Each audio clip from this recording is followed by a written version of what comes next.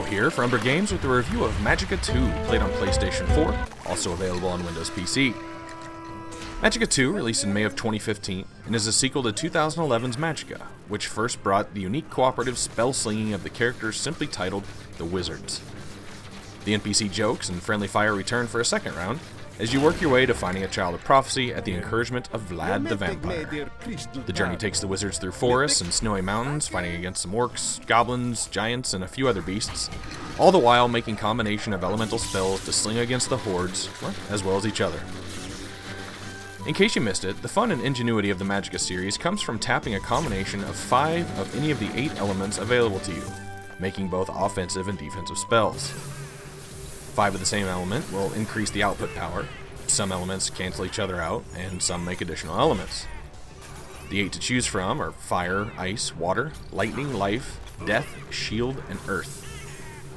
Once your combination has been chosen, you can shoot the concoction in a forward cast, on yourself, on your weapon, or as an area of effect. There's a huge range of combinations, including mixing something like death with water and making poison, or earth with fire to make a comet shoot from your hands. The catch is you have to be careful what you cast where. For example, loading up straight fire and casting on yourself, not really a good idea. Kind of catches you on fire. Combining shield with life will give you a healing ward that makes healing magic hurt instead of help. If you got wet from a stream or other water spell, even attempting to summon lightning will injure you. Heals can be applied to yourself, but is far more effective when healing others. The game definitely takes a little bit of learning, especially when playing with friends. You know, that first time when your friend goes to strike down that rock barrier by forcefully hitting it with a ball of earth, and you just kind of happen to be standing there figuring out how the different casts work? Defensively, you can apply various elements to form a ward or shield around you and stop an element from doing damage to you. You also have your weapon that you can use to strike with physical damage, or apply various elements to it as well.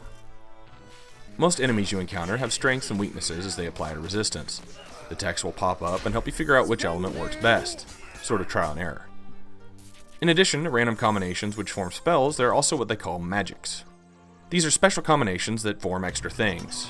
For example, you can make a push spell to force objects. You can use a haste spell to make you run faster. There's also an ice tornado. Once you've learned the magic, you can make it manually, or use it from the shortcut bar mapped to the control pad on the PS4. Once used, the spell will go on a cooldown, also called focus, where a few seconds must pass before you attempt to use that shortcut again. A few magics are given to you as the main campaign progresses, but you can also do challenges given to you by completing the campaign to unlock additional ones. We did end up finding ourselves using the same few staples over and over because trying to remember some of those combinations, especially when running and dodging enemy fire and swings, takes some practice. Your character begins the game with the traditional red wizard cloak, but you can open new styles and patterns by completing the campaign and finding hidden objects. And boy are they hidden. Some levels we'd feel like we found a bunch of things, only to find out it was like 6 out of 12. It kind of felt like items were too well hidden, as sometimes just stepping inside a tent would unlock something. Other times we'd walk around putting out fires trying to see what that would do, just to find out that torch next to the fire was what we were supposed to pick up. Now weapons don't really function as upgrades. Pretty much all of them give you a plus in one area and minus to something else. As you go through the game, you also unlock artifacts that can be applied to the campaign in various ways, which is probably where a lot of this depth comes from its true fans, providing a lot of replay value. But this leads me back once again to talking about expectations. When I saw pictures or video of this game, it looked very much like the dungeon crawling action RPG genre, especially when you see battle damage numbers above characters' heads. But just so you know, there is no leveling or much of any character customization present here.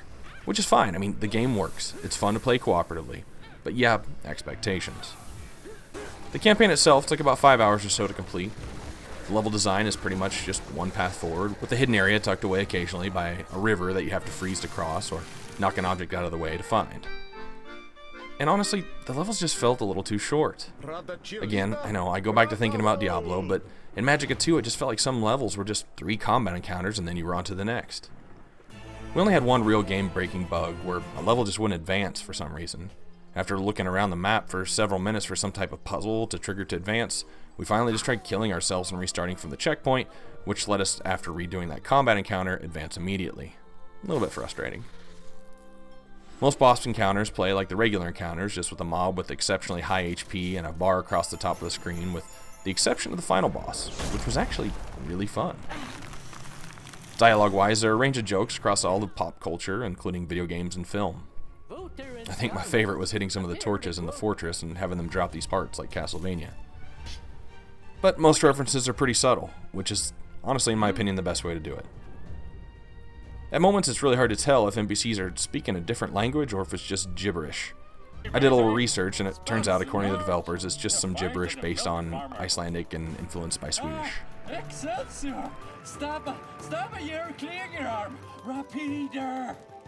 Graphically, the spell effects look great. I especially like the way that things look combined with death. The level textures are pleasing and well done, and enemy designs are also fun. The soundtrack fits the game well, with medieval themes and a touch of some kind of polka-sounding arrangements. In a nutshell, though, it feels like this game's been designed for just playing around with spells in a group of 2 or more people. Doesn't seem like a lot of extra effort went into level design or story, but you have a playground where you can play with the elemental actions and their consequences. The first Magicka has already had an effect on the industry, as we can see from playing the Wizard, for example, in the most recent incarnation of Gauntlet, who used 2 element combinations in the same but fairly pared down manner.